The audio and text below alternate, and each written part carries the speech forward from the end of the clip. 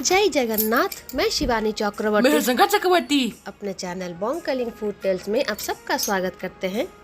हम अपने चैनल के माध्यम से प्रभु जगन्नाथ जी की नीति कांति, उनकी संस्कृति, उनके महाप्रसाद भोग, जगन्नाथ धाम पुरी के इतिहास के बारे में जो अनालोचित अध्याय है उसके बारे में आपको जानकारी देते हैं और इन्फॉर्मेशन शेयर करते हैं, ज़्यादातर जो लोगों को मालूम नहीं होती।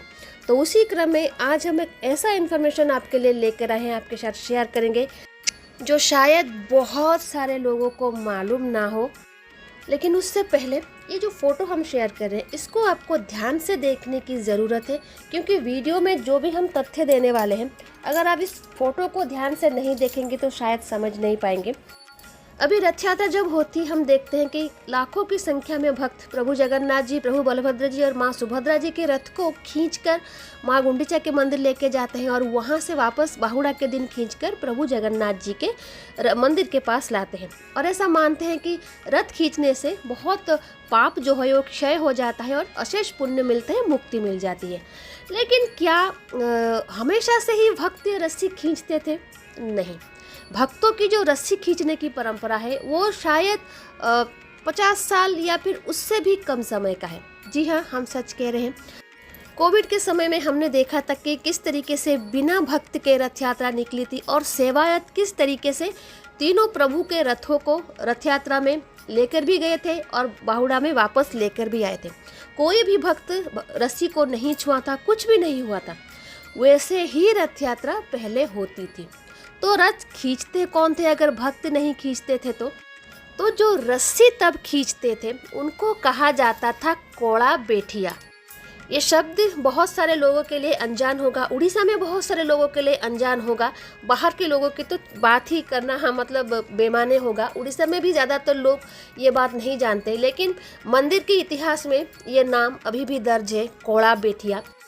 बेठिया वो मजदूर हैं जो एक ही लोग के पास काम करते हैं, किसी और के पास नहीं काम करते। अर्थात अगर कोई जमींदार किसी मजदूर को अपने पास काम में रखा है और उसकी मदद उसने की है फाइनेंशियली, तो उसको चुकाने के लिए एक सर्टेन टाइम तक वो लोग वहाँ पर काम करते हैं। क्योंकि वो पहले पैसे ले चुके होते हो तो हर दिन के हिसाब से उन्हें मजदूरी नहीं मिलती, तो वो काम करते हैं और नॉर्मल जो मजदूर होते थे उनके मुकाबले वो ज़्यादा काम करते हैं। तो उसी तरीके से उनको बेठिया कहा जाता है और वो बेठी खटते हैं। बेठी मतलब एक अच्छा वर्ड नहीं होता। बहुत सारे ज़मींदार और राजाओं के पास इस तरीके से बेठिया होते थे। हर स्टेट में होता है, अलग अलग नाम से हर जगह पर होता है, लेकिन उड़ीसा में उनको बेठिया कहा जाता है। तो उनको कोड़ा बेठिया क्यों कहा जाता है? क्योंकि इस तरीके के जिस श्रेणी के लोग होते ना वो बहुत ज़्यादा परिश्रमी, शक्तिशाली होते थे और उनमें से भी जो सबसे शक्तिशाली होता था उनको चुना जाता था, क्योंकि वो धूप में काम करते थे, बहुत ज़्यादा काम करते थे। तो उनका जो शरीर का रंग होता ना वो काला होता था, तो इसलिए उनको कोड़ा बेठिया, काला को उड़ीसा में कहा जाता है कोड़ा, तो कोड़ा बेठिया कहा जाता था। तो वही लोग थे जो रथ खींचते थे। अभी जिस तरीके से हम बड़ोदांडो को देखते हैं, पक्की सड़कें हैं, मैनेजमेंट अलग से जगन्नाथ धाम का जो मैनेजमेंट है वो सारी चीज़ों को तदारक करता है, सारी चीज़ें किस तरीके से अच्छी तरीके से हो जाए, आधुनिकीकरण हो चुका है सारी चीज़ों का। लेकिन पहले ऐसा बिल्कुल भी नहीं था। तब कच्ची सड़कें थी, बालू और मिट्टी की सड़कें थी और रथ यात्रा वैसे भी बारिश के दिनों में होता है, तो वो बारिश के टाइम ना और भी ज़्यादा ख़राब हो जाती थी। तो जो भक्त आते थे उनमें उतनी क्षमता नहीं होती थी इतने बड़े बड़े रथ को खींचने के लिए। इसीलिए जो कोड़ा बेठिया संप्रदाय के लोग थे उनको नियुक्त किया जाता था ये रथ खींचने के लिए।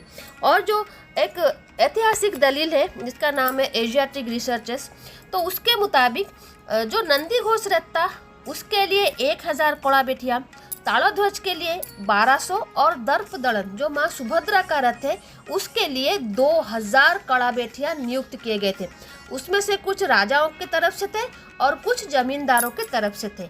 तो इतने सारे बेठिया तो एक जगह पर नहीं खड़ते, अगर राजाओं के पास भी होंगे तो हार्डली 500 या 600 होंगे, लेकिन बहुत सारे जमींदारों के पास ये कड़ा बेठिया आते थे, एकत्रित होते थे पुरी में और रथ यात्रा समापन होने के बाद अपनी अपनी जगह जाते थे।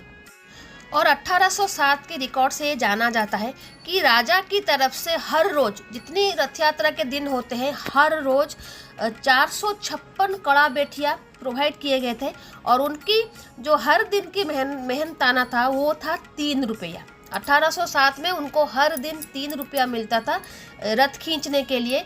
और ये जो भी रथ में काम होता था वो सब करते थे। सिर्फ वो रथ नहीं खींचते थे, रथ खींचने के साथ साथ ही वो वहाँ पर नृत्य भी करते थे और कीर्तन भी करते थे, जो उस रथ यात्रा के परिवेश को भक्तिमय कर देता था। और जो सबसे महत्वपूर्ण काम वो करते थे, शक्तिशाली होने का एक फ़ायदा भी वहाँ पर होता था कि जब रथ गड़ता था ना तो बहुत सारे भक्त क्या करते थे, रथ के पहिए के नीचे आ जाते थे, जानबूझकर आ जाते थे। उनको लगता था कि रथ के पहिए के नीचे आ जाएंगे उनकी जान चली जाएगी तो उनको मुक्ति मिल जाएगी। तो पहले के ज़माने में ना एक कॉम्पिटिशन सा रहता था रथ के नीचे आने के लिए, तो उसको भी वो कंट्रोल करते थे। जैसा हमने कहा कि बहुत ज़्यादा संख्या में कड़ा बैठिया नियुक्त होते थे। जैसे नंदी घोष रथ के लिए 1000 कड़ा बैठिया होते थे। अगर उसमें 800 कड़ा बैठिया रथ खींचते थे तो 200 कड़ा बैठिया ऐसा होते थे जो लोगों को कंट्रोल करते थे। और सबसे महत्वपूर्ण बात, 1961 के बाद उनका ज़्यादा जिक्र नहीं है, कहीं पर बहुत ज़्यादा जिक्र देखने को नहीं मिलता। 1961 तक कड़ा बैठिया प्रॉपरली रथ खींचते थे और सारे जो भी रथ यात्रा के काम होते थे वो करते थे। लेकिन हमको लगता है ना कि वो बड़ा अच्छा सिस्टम था। ऐसा मैं इसलिए नहीं कह रही हूँ कि कोई मजदूर खींचते थे। मैं आपको एक बात बताऊं कि जब हम कोविड के टाइम पे हमने रथ देखा था ना, तो तब देखा था जब सेवायत रथ खींचते थे ना, बहुत निष्ठा के साथ रथ खींचते थे। बहुत तेज धूप थी, नंगे पैर वो रथ यात्रा के दिन रथ लेकर गए थे और बाहुड़ा के दिन भी वो नंगे पैर रथ लेकर आए थे। और जब कड़ा बैठिया वहाँ पर सेवा देते थे, तब के समय में तो इतना जूते चप्पल वगैरह नहीं थे, वो भी नंगे पैर ही रथ खींचते थे।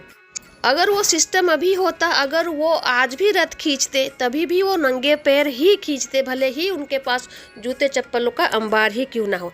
लेकिन जब से भक्तों के हाथ में रथ गया है, भक्त भक्ति से रथ खींचते हैं, उस पर कोई सवाल नहीं है। लेकिन जिस तरीके से जूते चप्पल पहनकर वो रथ खींचते हैं, उसी वस्त्र में खाना खा लेते हैं, उसी हाथ से वो रथ खींचते हैं, मतलब शुचिता का कोई ध्यान नहीं रखता। सबसे पहले चप्पल पहन के रथ खींचते, वो सबसे बड़ी विडंबना है। भक्ति भाव में लोग समझते हैं कि हर चीज़ चल जाती है, लेकिन इसका थोड़ा ध्यान रखना चाहिए। लेकिन आजकल का जैसा सिस्टम है, कोई भी ध्यान नहीं रखेगा। जूते चप्पल पहने किस तरीके से रथ के दौड़ी में हाथ लग जाए, उस रस्सी में हाथ लग जाए, वही लोगों की मतलब मेन मोटिव होती है। तो अभी ये जो फ़ोटो आप देख रहे हैं, जो हमने वीडियो की स्टार्टिंग में कहा था देखने के लिए, ये वही कड़ा बैठिया लोग हैं। देख सकते हैं इनका रंग कितना काला है। काला यहाँ पर हम गलत संदर्भ में नहीं कह रहे हैं, क्योंकि उनका रंग काला था और वो बैठिया मजदूरी करते थे, इसलिए उनको कड़ा बैठिया कहा जाता था। लेकिन इतने जगन्नाथ जी की सेवा उन्होंने की है, उनको तो इस जन्म में मुक्ति ही मिल गई होगी। तो ये थी छोटी सी वीडियो जगन्नाथ जी के विलुप्त सेवा कड़ा बैठिया के ऊपर। आई होप ये वीडियो और इन्फॉर्मेशन आपको अच्छा लगा होगा। तो आज के लिए इतना ही, रहते हैं। जय जगन्नाथ, जय माँ काली।